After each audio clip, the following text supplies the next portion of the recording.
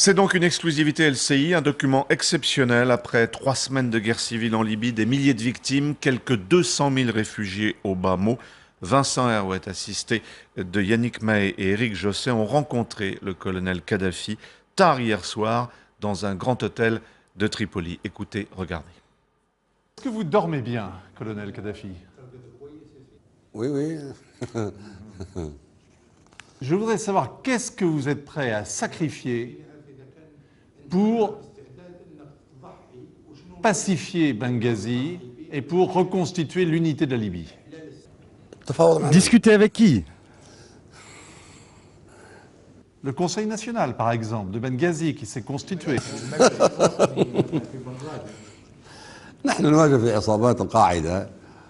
Nous avons devant nous des combattants d'Al-Qaïda. Il n'y a pas de Conseil national. C'était vos anciens ministres. Vous les connaissez très bien. L'ancien ministre de l'Intérieur, l'ancien ministre de la Justice.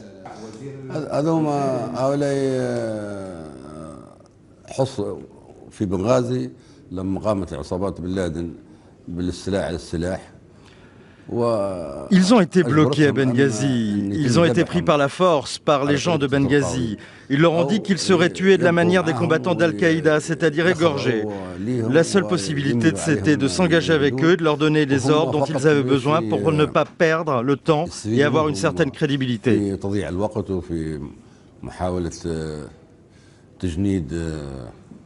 Si je vous comprends bien, vous pensez qu'ils ne sont pas libres.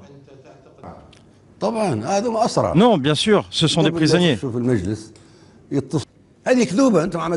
Je ne peux pas combattre mon peuple, c'est un mensonge des pays colonisateurs. La France, la Grande-Bretagne, les Américains. Ils ont subi les interventions de Ben Laden. Et là, au lieu de dire que c'est une contre-attaque contre Ben Laden et de soutenir la Libye, non, ils veulent coloniser la Libye de nouveau. Mais c'est un complot colonialiste, c'est colonialiste. Si Al-Qaïda n'est plus un ennemi commun, alors dès demain, nous, on rencontre Ben Laden et on se met d'accord avec lui. Il deviendra notre ami si on considère que ce n'est pas du terrorisme. Mon colonel, est-ce que vous allez prendre des mesures de représailles contre la France? On verra. Est-ce que vous pensez que vous retournerez un jour planter votre tente à Paris? Pourquoi pas? Après tout ça, je me rendrai de nouveau en visite en France et en Europe. Vous avez eu Nicolas Sarkozy au téléphone? Non, non, je n'ai pas parlé avec lui. Est-ce que vous êtes déçu par Nicolas Sarkozy? Bien sûr, évidemment. Mais je peux lui donner une excuse, de même qu'aux ambassadeurs libyens, de même qu'à l'ONU. L'excuse que je peux leur donner, c'est qu'avec les informations qu'ils ont reçues par les médias extérieurs à la Libye, ils n'étaient pas bien informés. Car les insurgés de Ben Laden en Libye, qui savaient qu'il n'y avait pas de représentants d'autres médias, ont fait de la désinformation. Bien sûr, il faut être fou pour tirer sur des manifestants pacifiques. Jamais je n'aurais fait ça. Jamais je n'aurais accepté qu'on tire sur une seule personne. Mais il dénonce la folie criminelle de votre régime. C'est ce qu'a dit Alain Juppé, le nouveau ministre français. Bien sûr, s'il s'agissait de manifestations pacifiques. Mais a-t-il vu ce qui se passe en Libye? Non, il a entendu. Mais de la part de qui? Il a téléphoné. Ah oui, par téléphone. Mais tout menteur peut mentir par téléphone. Non, il faut venir sur place.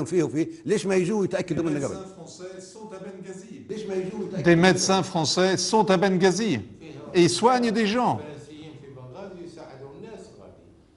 Et on écoute les étrangers qui sont à la frontière tunisienne. 200 000 personnes qui ont quitté le pays.